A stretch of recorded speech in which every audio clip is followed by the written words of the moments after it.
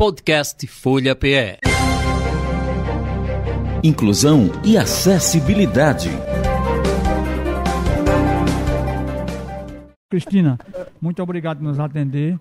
Deixa eu dizer para você que eu tenho uma admiração muito grande, porque você foi uma pessoa que estava dentro da educação e parou por conta da deficiência, se aposentou, mas hoje você continua com a atividade. Mas me conta um pouco, primeiro você, Cristina, como você descobriu o Instituto e qual a importância que esse Instituto está tendo na sua vida, hein, Cristina?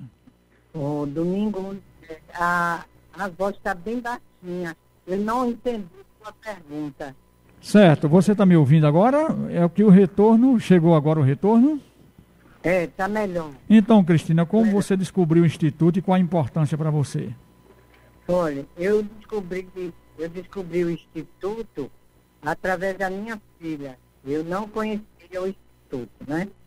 Eu passava muito por aí, via as pessoas, mas não conhecia.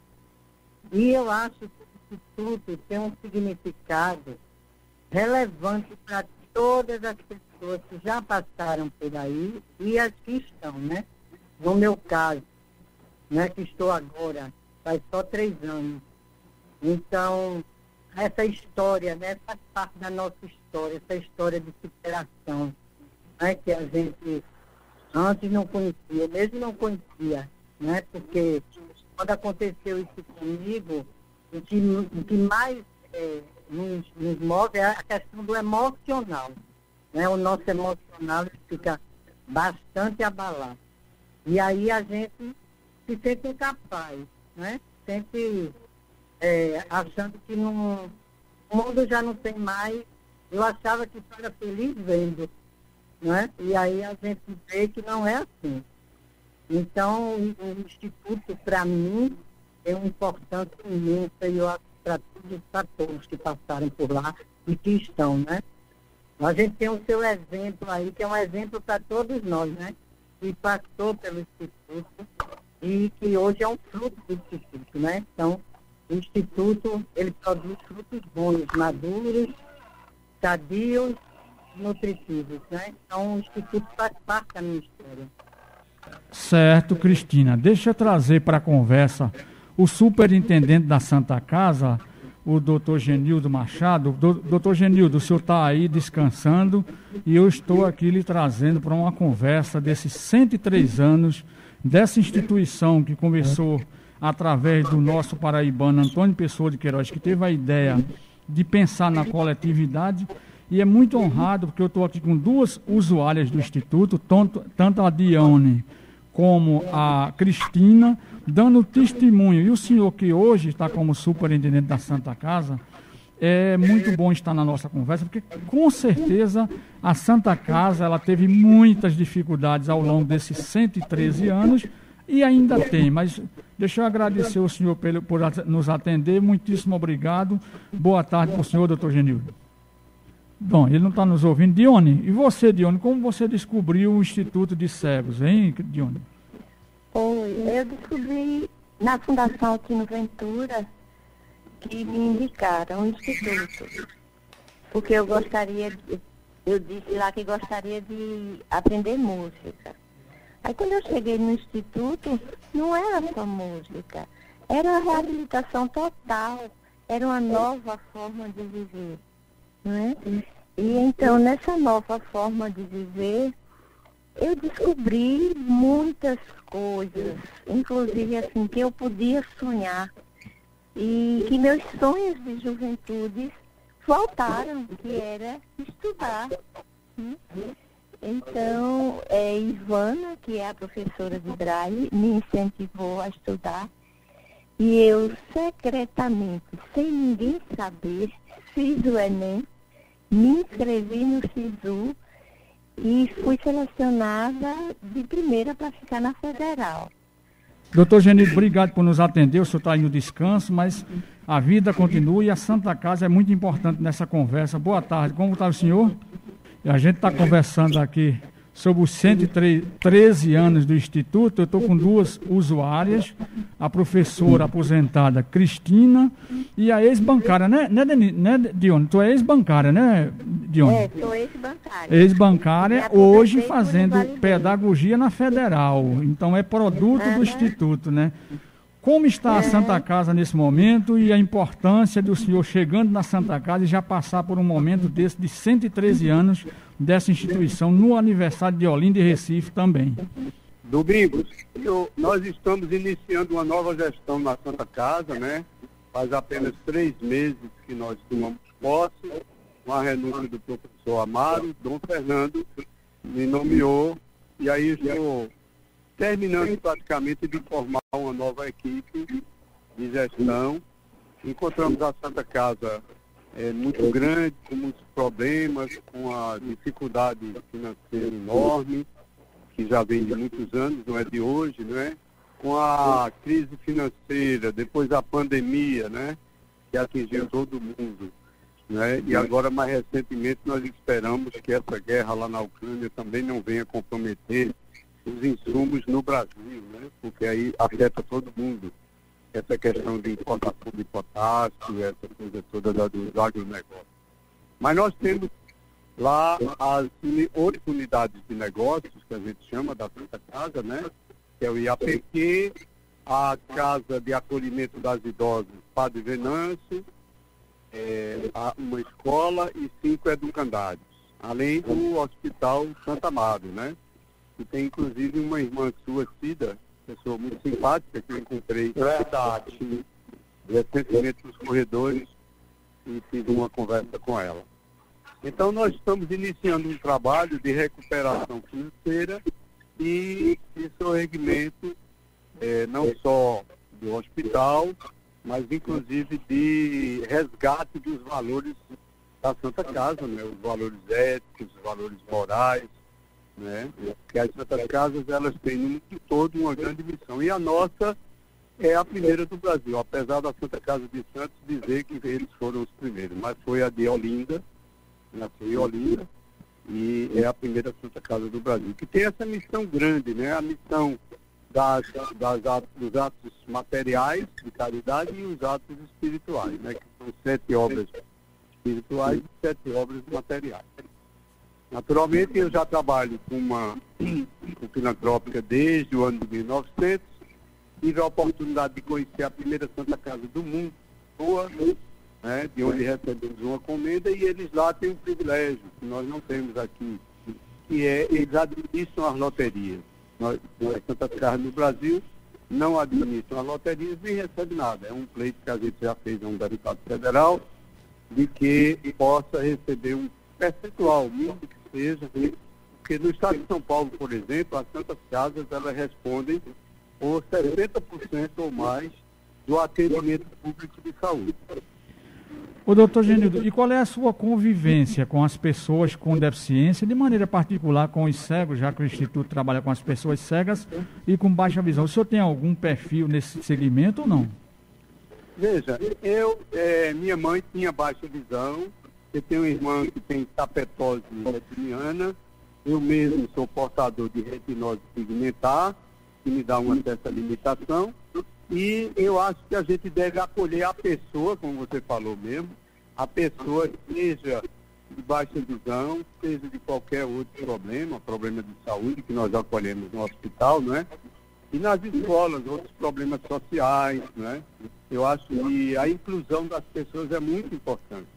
A inclusão das pessoas, porque nós vivemos num país de muitas diferenças, né? Econômicas, sociais, né? E uma multiplicidade de religiões, né? Em que a gente tem que ter um respeito ao próximo e o acolhimento dentro de nossas possibilidades de acolher. Na verdade, a Santa Casa não pode fazer caridade para todo mundo, nem empregabilidade para todo mundo, porque senão ela começa a precisar de misericórdia. Em vez de ela dar misericórdia, ela vai passar a ter pedintes. Então, a gente está equacionando essa nossa gestão com as possibilidades nossas e com as carências que a Santa Casa, como um todo, apresenta, né?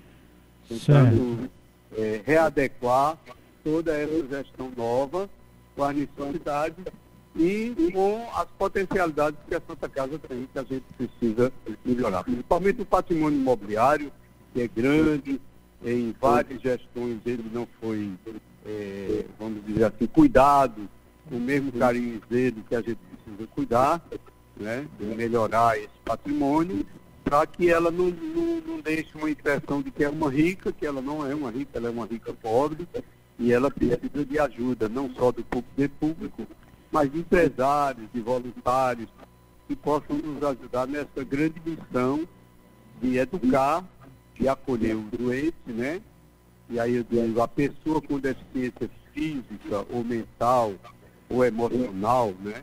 A pessoa que precisa de ajuda e que precisa ser incluída. É um trabalho de inclusão no nosso meio, na sociedade tão diversa em que a gente vive. Tá bom? Ok. Cristina, como foi esse trabalho de inclusão, o qual o doutor Genildo se referiu, nesta pandemia? Porque o Instituto ficou sem atividade. Como você recebeu as atividades nesse período de pandemia? Foi possível alguma coisa? Sim, foi. A gente tivemos aula online, né? As aulas que foram possíveis, né? Porque algumas não eram possíveis, mas tivemos as aulas de orientação e mobilidade com a nossa professora Adriana, aula de braille com a professora Ivana, e aula de informática com o nosso professor Bruno. Então, as aulas que foram possíveis, Rosângela, a parte psicológica, terapia, né, com a gente. Então, foi muito bom. Não ficamos ociosos, né? Ficamos à distância, mas com atividade. Certo. O Dione, e você, Dione, você passou pelo Instituto, você continua fazendo alguma atividade? Isso deu algum suporte aí na universidade, no seu curso de pedagogia? Porque fazer pedagogia na Federal não é para qualquer um. Eu estou até com invejinha de você, porque eu fiz numa particular. Eu sempre quis uma universidade pública, porque eu acho que a gente abre outras possibilidades. Como foi esse seu momento de pandemia e o que a passagem pelo Instituto deu de suporte para a sua vida aí no campo acadêmico, hein, Dione? Eu não conhecia o Instituto. Minha filha viu na internet, né? Porque quando eu tive esse problema da visão, eu fiquei bastante abatida, né? Porque a gente não se prepara para as coisas que vão acontecer. E aí ela percebeu que eu precisava de uma coisa diferente, né? De uma atividade. Então ela começou a pesquisar. E aí ela encontrou o Instituto, né? E quando ela me falou, mãe, vou lhe matricular no Instituto de Fé, eu digo, não vou. Não queria de jeito nenhum, porque eu achava, na minha concepção, queria uma casa de repouso, como se fosse uma casa de repouso. E quando foi preciso a interferência de uma psicóloga para conversar comigo, para eu ir para lá, pelo menos conhecer. E aí eu fui com minha filha conhecer, e quando cheguei lá, foi tudo diferente, né? Eu não queria mais nem sair de lá. A menina, a social disse, olha, a senhora tem que vir à tarde. E eu fui de manhã. Aí eu disse para minha filha, eu vou ficar aqui, aí à tarde você volta e vem me pegar. Eu disse, não, mãe, a gente vai em casa, almoça e volta. Então foi uma coisa, foi uma amizade, né, uma empatia assim, de todos lá. Eu fui acolhida com muito amor no Instituto. Ô Dione, e você, Dione, o que é que mudou na sua vida? Porque você foi para o campo universitário, aí sua linha caiu, eu estava falando que fazer faculdade pública não é brinquedo, passou aí no Enem, e isso foi tudo buscado por essa instituição, foi incentivado. O que é que isso mudou no seu campo acadêmico, as experiências vivenciadas no Instituto, seja elas as pessoais, mas a acadêmica, a questão do trabalho que você fazia lá. O que é que isso representou aí no seu curso? Sávio, o Instituto me deu confiança. Assim, a certeza. Confiança, né? Que é um passo importante, ter confiança, né? Exatamente. E ter segurança, autonomia. Eu posso fazer quase tudo. Eu não posso dirigir um carro ainda. Mas vai chegar um tempo que nós seres vamos dirigir carro.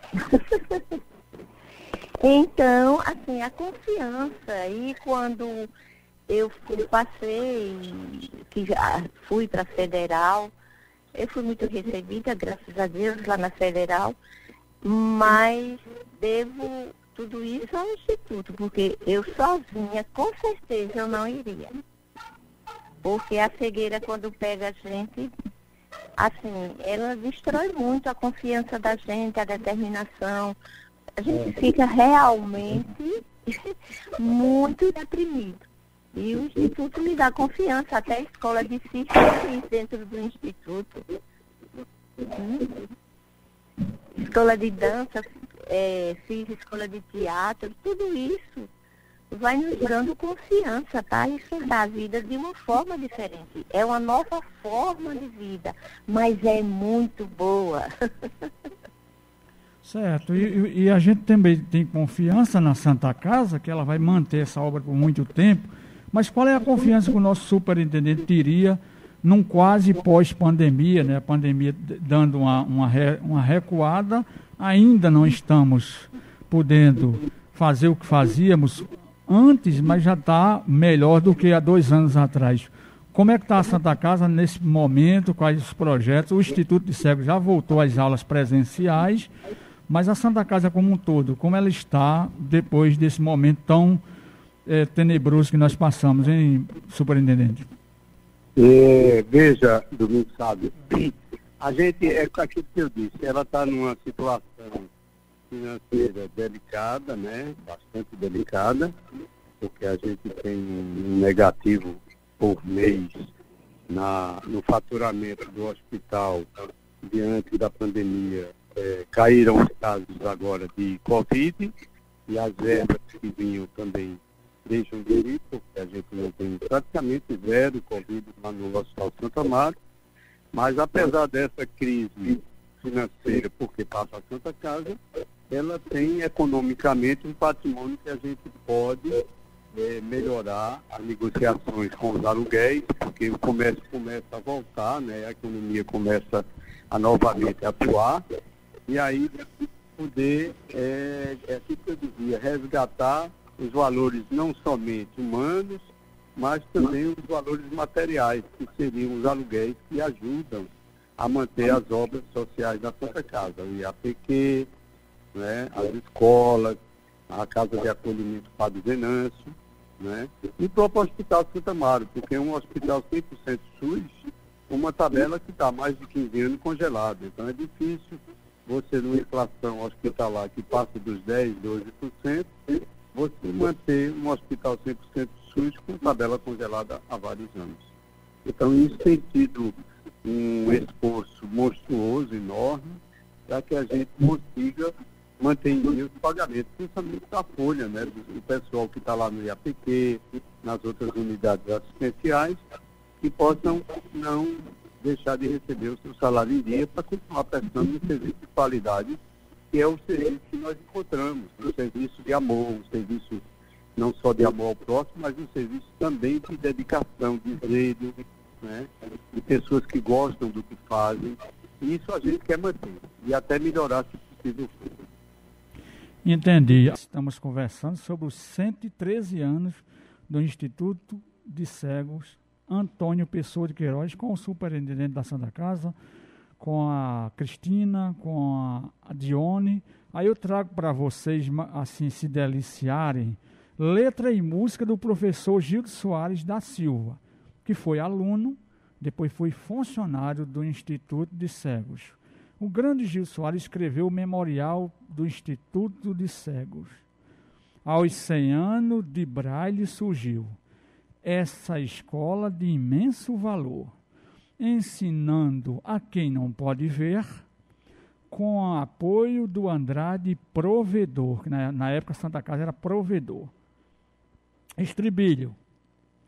Sob luzes de fé caminhando, qual reduto de grande fortaleza, um instituto há de sempre lembrar da história a sua beleza. O Antônio Pessoa de Queiroz, pretendia escolarizar, porque o homem, não lendo, não sabe, vive quase sem nada a aspirar. O Carlos de Lima Cavalcante, em sua nobre visão triunfal, resgatou com Vicente Quisneiro essa escola em novo local. Lógico que ele está se fazendo referência quando fechou na Rua da Glória em 28 e reabriu no Instituto lá na Guilherme Pinto em 35. Santa Casa de Misericórdia, pioneira do Norte e Nordeste. Abriu portas a quantos pudesse, norte e centro, de leste a oeste. Esta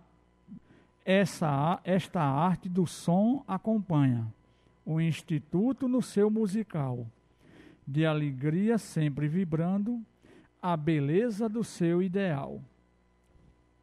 Do trabalho queremos viver, aprendendo, ensinando a fazer, semeando o bem que pudermos, com certeza iremos colher.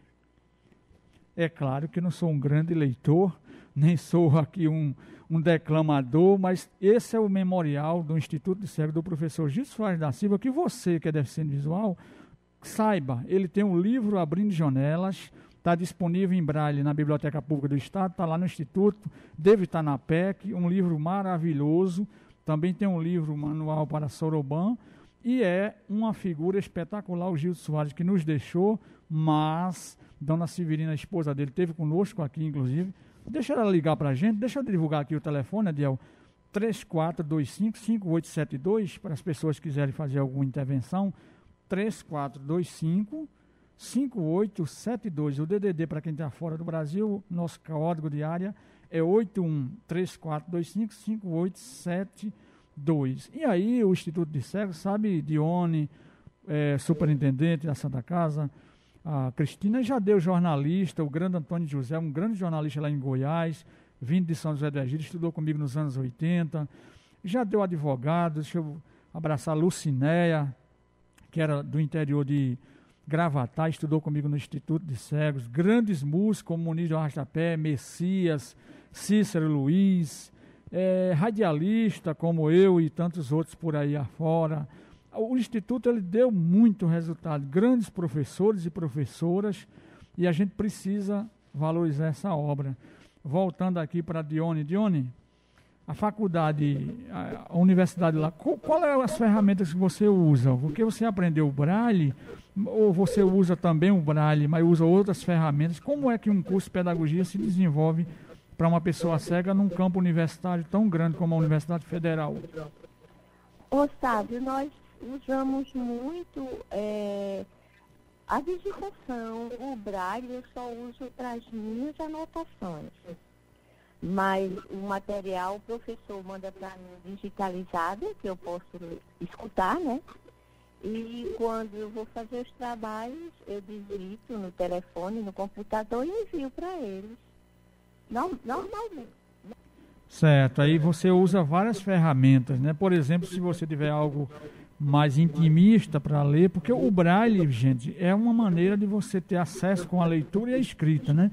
O computador, o smartphone, todas as outras ferramentas, você tem, mas não tem aquela intimidade com a leitura, como as pessoas que enxergam, e eu brinco muito, porque a pessoa que enxerga lê vendo as letras, a gente não, a gente lê pegando nas letras, né, dona Cristina? O Braille você pega na letra, né, dona Cristina? Pois é, muito legal. E tem ouvinte, Adiel? Tem algum ouvinte? Ainda não, para mim tinha alguém ligando. Deixa eu abraçar aqui o nosso Paulo Rogério, que está lá no Amapá, que é um grande defensor da inclusão, defensor do Braille, professor lá em Macapá, Amapá, funcionário público, ouvindo a gente com o pessoal do grupo De Olho no Ponto. Deixa eu abraçar Edmeia, no Rio de Janeiro, já me cobrando aqui um alô para o bate-papo que ela participa. E ela está cobrando porque ela disse que bota o áudio da Rádio Folha numa sala de bate-papo com um monte de gente conectado e transmite para as pessoas o Resgatando a Cidadania. Ari Protásio, ouvindo a gente, grande Ari Protásio, Deixa eu abraçar Ari Protásio, pianista, palestrante, escritor lá em São Paulo, e a esposa. As pessoas podem mandar o zap para a gente aqui pelo 98438-6462.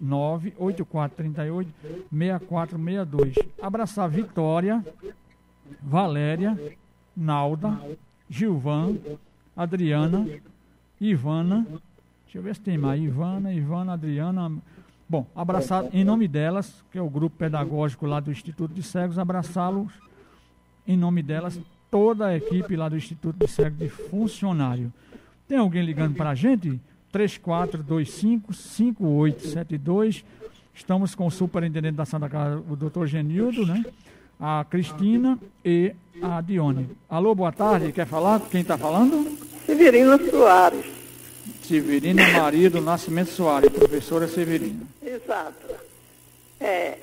Eu estou assistindo o programa desde o início e me chamou a atenção, que lembrou muito quando eu cheguei também no Instituto, em 63, quando a menina falou que não queria ir de jeito nenhum, só que quando chegou lá, não queria mais nem para casa almoçar. Comigo aconteceu. A irmã Florentina do Colégio Veracruz, que descobriu o Instituto de Cegos e foi me falar para que eu pudesse também estudar. No caminho, quando íamos para o Instituto, ela disse, eu disse assim, irmã, eu vou. Agora, se eu não gostar, eu passo um mês. Ela disse, não, senhora, você vai passar um ano para poder dizer se gostou ou não gostou. E eu fiquei no Instituto e no fim da semana, quando eu fui para casa, pedi a mamãe para me deixar voltar no domingo de noite, porque a gente ia passar a semana em casa.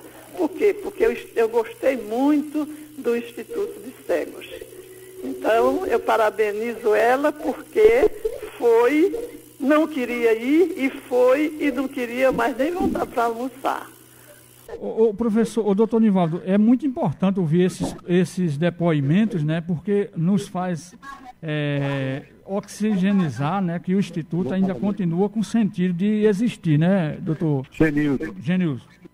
Veja, eu tenho um elogio a fazer à pessoa que cuida não só do Instituto, mas das unidades assistenciais da Santa Casa, que é a Esmeralda. Ela cuida com esmero, o nome dela é Esmeralda, e ela cuida com esmero de todas essas unidades, ela é gerente das unidades de assistência, e é muito bom ouvir esses depoimentos, inclusive da Dione, ex-bancária, porque eu também sou ex-bancário, né, viu, Dione? Eu não sei qual foi o banco que você trabalhou, mas veja, eu acho que esses depoimentos são enriquecedores e são incentivadores para outras pessoas que tenham essa resistência, né, que foi relatado aí. Agora, eu acho, Domingos Sábio, que você recitou muito bem o poema aí sobre o IAPQ, né, essa obra magnífica que Antônio Pessoa de Queiroz está lá no céu olhar por todos nós, né, porque isso foi um ato humano muito grande, de desprendimento da parte dele. Ele, uma pessoa de posse, poderia ter ficado, né, somente cuidado de si, mas não, ele abriu os horizontes para outras pessoas, como faz na Santa Casa, naturalmente. Viu? Verdade. Cristina, o que é que você tem a acrescentar, Cristina? Fala um pouco para a gente mais sobre esta mulher que passou 40 anos, quase 40 anos, dentro da educação. O que é que você pensa hoje dessa educação brasileira, hein, Cristina? É difícil, né, a gente passar tanto tempo, né, na sala de aula e depois que acontecer isso, né, da gente perder a visão e a gente se acha incapaz, né? Mas, na verdade, nada disso que a gente pensa, né? Porque, como eu falei, quando eu cheguei no Instituto, foi tudo diferente, né? O Instituto reabilita a nossa autonomia de vida, nossa autoestima, valorização, né? Então, o Instituto me devolveu tudo aquilo que eu achava que eu tinha perdido, né? eu estava incapaz. E aí eu não poderia mais, tinha que ter alguém para me ajudar, tinha que ter alguém para me auxiliar. E eu que auxilio tantas pessoas, né? Mas graças a Deus, eu encontrei essa casa maravilhosa, né, que nos trata como pessoas, e não como coitadinhos, nem como doentes, né? Porque não somos, né? Temos nossas limitações, mas superamos todos os desafios, a cada dia. Então, é muito importante. É como a gente precisa confiar, né? E a gente confia na casa e se aceitar. No início eu não me aceitava, né? Mas aí eu comecei a me aceitar. E hoje eu sou uma outra pessoa. Então é muito importante. Eu nunca trabalhei na escola com inclusão. Apesar da minha escola ser uma escola com acessibilidade e tal, mas... Qual era a escola? Qual é a escola que você trabalhou, Cristina? Eu trabalhei numa escola de referência Marechal Floriano Peixoto, em Ouro Preto. Certo. Então, a gente podia até lembrar aqui, Cristina, um verso do professor Gildes também, do hino de Braille, que ele diz: os cegos do mundo viram 6 estrelas no céu a brilhar no céu das suas mentes, apontando o caminho a trilhar. Ai daquele, né, superintendente, que não tiver um caminho a trilhar, né? E a educação, eu acho que é um dos caminhos mais seguros, porque a partir da educação vem a saúde, vem a assistência, vem todas as outras políticas. E aí, como o Instituto de Cegos não é uma instituição, uma escola, ela é um apoio à inclusão, com todas aquilo que eu falei no início, né? Com a orientação e mobilidade, com o aprendizado do Braille, com várias outras atividades, mas assim, ela não deixa de estar dentro da educação porque ela orienta, ela educa, né? Não dentro do perfil de um currículo escolar da escola formal. Mas assim, a educação, e aí eu queria chamar a atenção para uma coisa que talvez você não saiba, você que está nos ouvindo neste momento. A Santa Casa de Misericórdia do Recife é a única do Brasil que trabalha a assistência, a saúde e a educação. São o tripé de qualquer sociedade, porque qualquer pessoa precisa da educação, saúde, todo mundo precisa para nascer, para se cuidar, e assistência quem dela precisa, e tem momento que a gente precisa. Então, ela é diferenciada mesmo, né, a nível de Brasil, por conta desse ponto, né, superintendente? Com certeza, Domingo sabe. A educação é a base de tudo, você falou muito bem. Inclusive, no Japão, o imperador Hirohito só se curvava perante os professores. Porque sem os professores, a gente não chega a lugar nenhum, né? Fica estacionado. E aí é admirável esse trabalho todo dos professores, tanto do Instituto como das outras unidades da Santa Casa, portanto daquelas obras materiais e espirituais de todas as Santa Casas, né? Iniciando no mundo com a Santa Casa de Lisboa, onde eu tive a oportunidade de conhecer e visitar, como já falei, e que tem uma ação abrangente, né? Aí eles têm favorecimento das loterias, que a gente não conseguiu ainda, para melhorar e otimizar esse serviço. Bom, o tempo corre rápido e a conversa é muito gostosa, porque a gente está falando de uma instituição centenária, mas assim, vai ter atividade segunda-feira. Eu vou até pedir que o pessoal aí da comunicação, doutor Genildo, mande para mim o material, que eu quero ver se eu consigo postar aqui nas nossas redes sociais aqui, mandar o card direitinho, mas segunda-feira vamos ter atividade lá, inclusive eu vou dar uma fala, não sei se vai ser grande coisa, mas a gente vai dar uma fala lá.